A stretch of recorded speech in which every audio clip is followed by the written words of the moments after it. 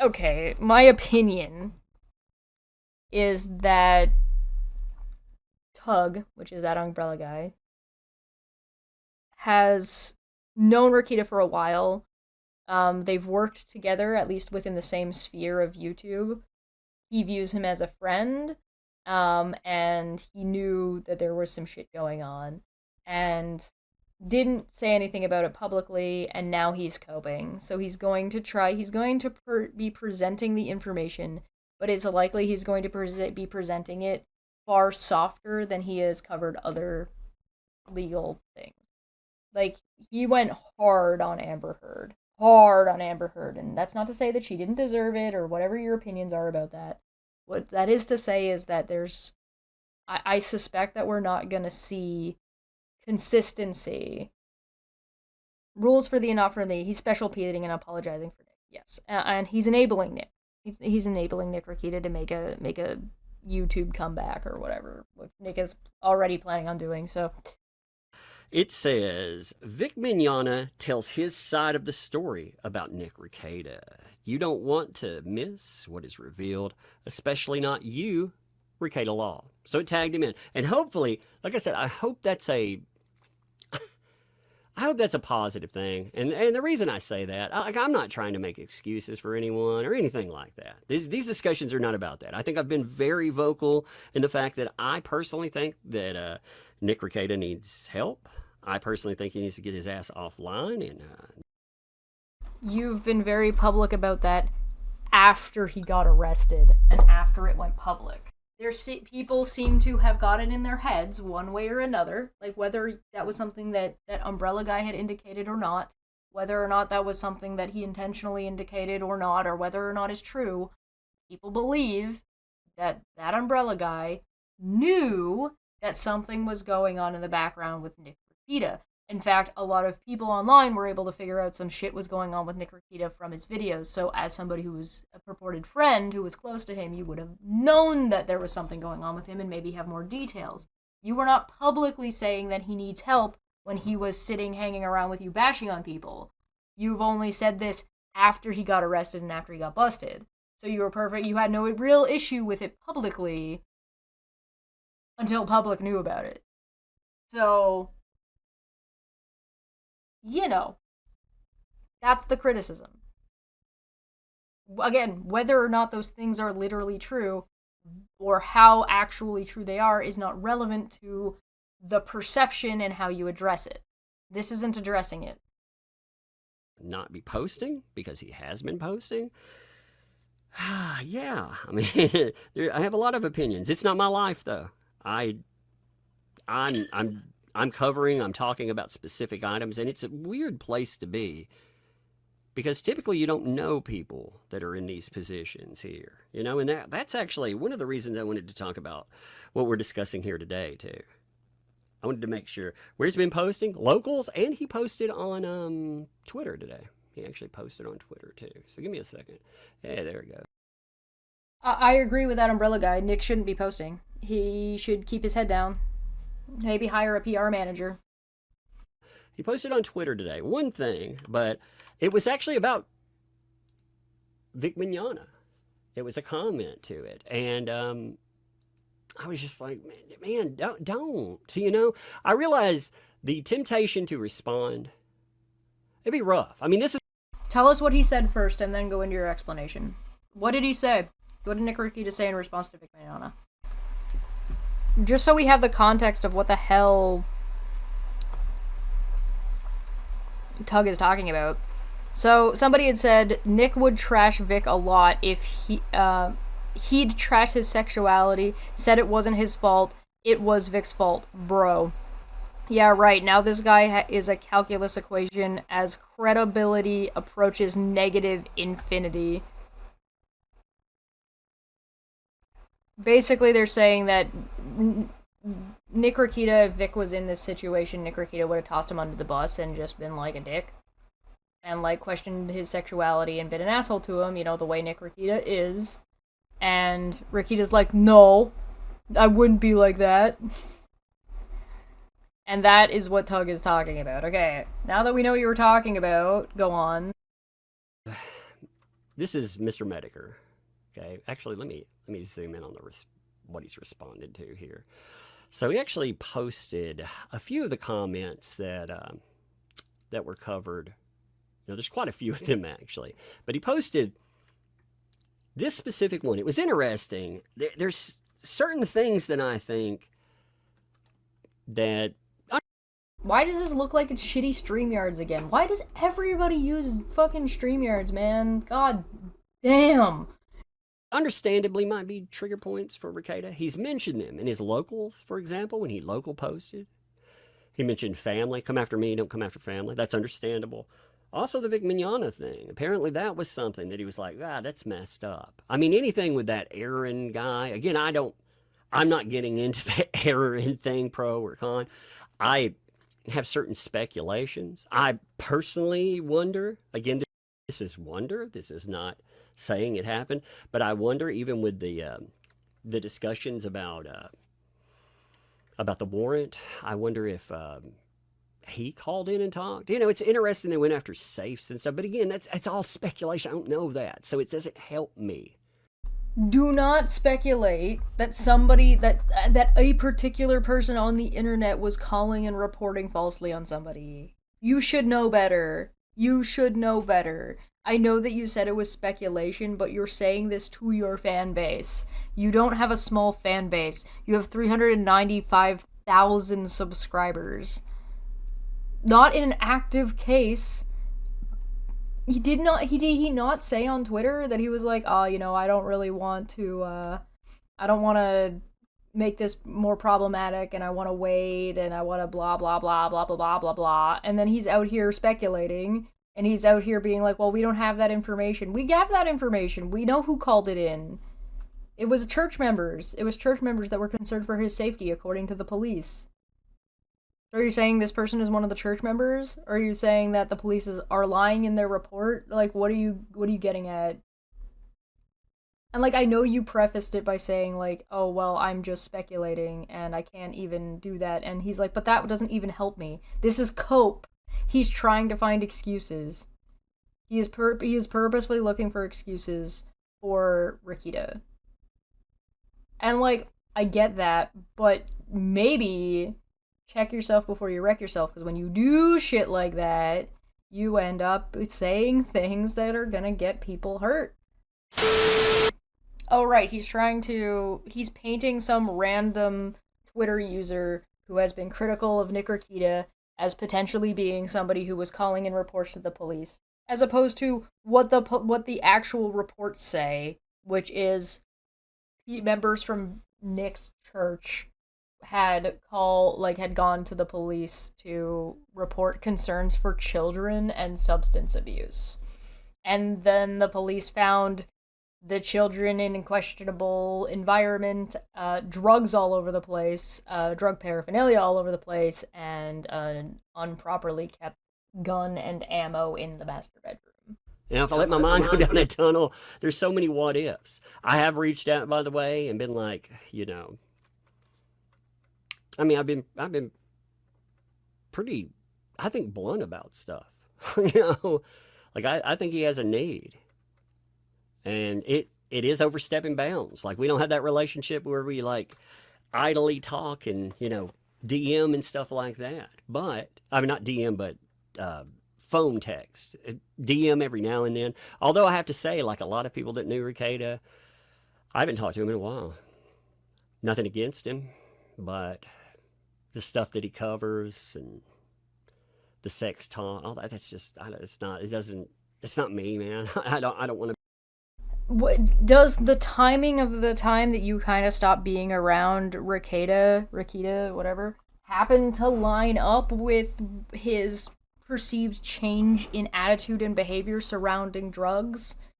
I like how your issue with Rekieta is his talking about sex and being inappropriate that way, not his behavior and how he covers people and how he bullies people. That's not your issue. You're fine with that. The issue is is that he talks about sex sometimes. And again, we're like, before you said as a friend, you implied that you had tried to talk to him in private. And now you're distancing yourself. But are you? Okay. You seem to be wishy-washy on this one. Maybe you shouldn't have streamed so soon. Maybe you should have waited until things have come out so you weren't spinning bullshit like you said. One thing that you shouldn't look at. It's like it's like throwing a drowning man a bucket of water. It's not going to work for you, that it's just going to take you down. It's going to take you down faster. You can respond. If you're suffering from addiction and you're trying to get away from then you need to get away from negative toxicity. And in Nick Rakita's case, his whole channel is toxic. Like he thrives on the toxicity. That's how he was making his money, right? So honestly, in this kind of a situation, staying away from social media is actually very good advice and very good PR advice. On the side note, you're adding to the problem, Tug. You started speculating right at the beginning. You started with apologetics out the gate. You're enabling, without contention, Nick Rakita's statements to go out, and you're helping facilitate him spinning a narrative and gaslighting people. You're part of the problem. That you're stating is a problem. Why wouldn't he watch somebody who's supposedly supporting him's stuff? Right? Not fun sitting through an internet cycle when you become the punchline. It is not fun. Why, Umbrella Guy? Why is when you become the punchline of the internet cycle not fun? Is it because of sensationalist YouTubers compounding the problem instead of talking about the facts of the matter and engaging in their fan base, and their fan base then engaging to like harass people that are going through something? The call is coming from inside the house, dude. Are you the topic of discussion? One say, I'm not, by the way, people ask, I smoke a cigar. It would be very tactless of me to do something else. I do not do anything else. But that wouldn't be tactless, that'd be hypocritical. Some of it gets, I'm like, ugh. So I'm going to calm, mellow, smoke a cigar.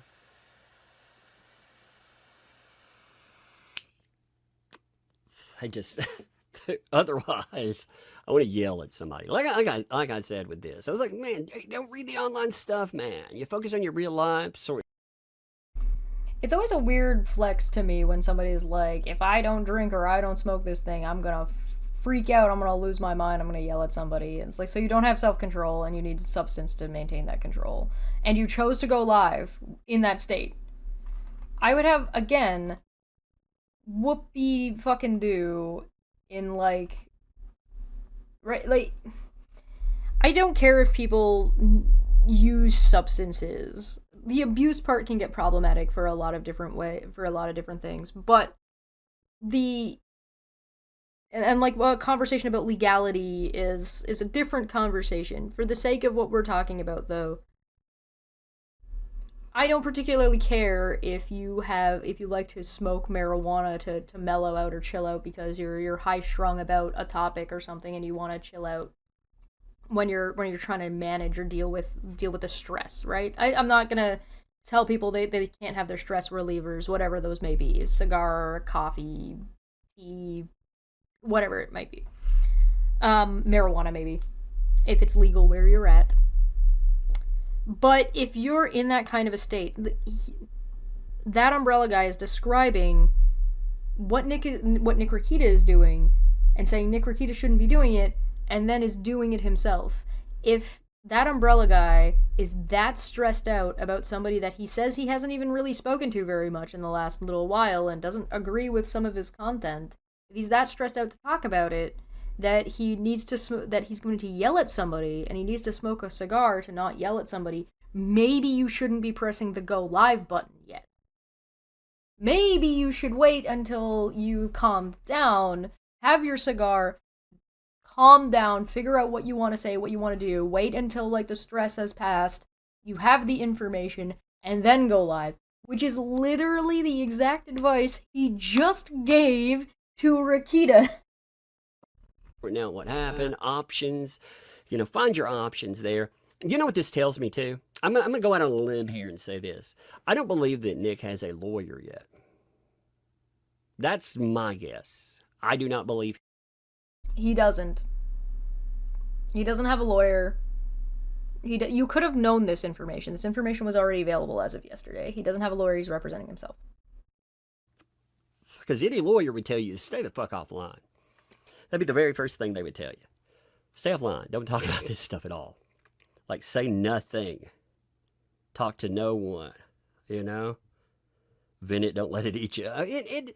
For this stuff, I mean, I'm just frustrated. I've never been so conflicted on covering something. Did you catch that? That vent it, what he just said, vent it, don't bottle it up. Vent it, don't eat it, don't let it eat one up, was a comment made by a member on his channel named Open Minded. I can see it it's behind you guys. This is what I mean. He's being encouraged by his live chat when he is like that umbrella guy is being encouraged by his live chat to just be angry. Just let it out, say whatever it is that you want to say, because they want the tea, they want the entertainment. And that's not to say that they're bad people. Maybe they are, maybe they aren't. Or not. And it took me a few discussions. Luckily for me, I talked about this the day before the arrest, because that live stream was so bad that he was in that I was like, man, he's going to die. He's going to die online. Now, I've actually heard a few people say that, he stuff sorted and everything. I don't know. I mean, again, there's talk, but it sounds like things are coming together. And then I see this. I'm like, I don't know what to believe. I think, again, this is not a good sign of where you are. And if no, you know what to believe. You just don't want to believe it because you were friends with this person, and that's fair. That's reasonable. That's a thing that happens. But the fact that you're recognizing it, and then you're going out of your way. You even said at the beginning that you were going out of your way to try to like figure things out and you're struggling and you're conflicted. Yeah. Here's the problem with this comment too, is it opens all of this up for public conversation. So people that might have not heard that, because again, that's a different sector of the internet, like internet blood sports or whatever the hell it's called now. I don't know what internet blood sports are. I don't know what like Ethan Ralph and again, no negative to anybody I'm talking about. It's just this specific thing. To me, I know them. I know them back from the mundane Matt. No, Matt, no. I know him from all that stuff. So I don't really know what. Side note, there's no value in blaming Aaron for any of this stuff, to be like, oh, well, Nick's listening to his fling's ex-husband. Like, what a weird thing to speculate. If you look at that first document, we don't know how it went from there to where they went into the home. Because I can tell you from the mental health side of that, as a mandatory reporter, I've had to do this. Yes, we do. We know exactly how it went from there to a warrant. We read it already. It's right here. The police officer in the state of Minnesota made an application for the warrant for the premises and the persons for controlled substance. And their reasoning behind it was part of the case background. What was discussed we don't have all of the information of what led up through those days, because it happened on the 16th. You had the report, and then you have around a week pass. So a lot of time passed, and we don't know exactly what built up during that time. So we had this first. We don't need to know exactly every single detail. What we have is the details of what was put forward in the warrant and the justification for the warrant. Yeah, the search warrant information was available, or had been available. So, and here's the thing. Again, even if the umbrella guy didn't have the warrant, like let's say he didn't have the warrant, let's give him the benefit of the doubt. Let's give him the charity and say he didn't have the warrant, didn't see the warrant.